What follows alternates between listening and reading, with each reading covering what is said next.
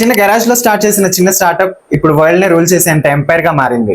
అదే యాపిల్. 1976 లో కంప్యూటర్స్ ని గరాజ్ లో అసెంబుల్ చేసి యాపిల్ ని స్టార్ట్ చేశారు. ఫస్ట్ ప్రోడక్ట్ యాపిల్ 1 ని మార్కెట్ లో లాంచ్ చేశారు, బట్ మార్కెట్ షాక్ ఇచ్చింది. పెద్ద సమస్య వచ్చి పడిందే, ఇప్పుడు ఏం చేద్దాం?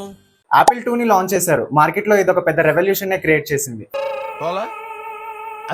తర్వాత మ్యాకింటోష్ ని ఇంట్రడ్యూస్ చేశారు, ఇది commercial success with graphical interface. 1997 లో Apple iMac, iPod and iTunes ని కూడా రిలీజ్ చేశారు. మార్కెట్ కాంపిటీషన్ వల్ల కొంచెం డౌన్ ఫాల్ కూడా చూసారు. 2007 లో ఐఫోన్ లాంచ్ చేశారు. దెబ్బకి టెక్ కంపెనీ యొక్క లైఫ్ స్టైల్ ఐకాన్ గా మ్యాసివ్ ఎంపైర్ ని క్రియేట్ చేశారు. ఈ మాత్రం దానికి ఇంత షాక్ అవుతాడేంట్రా?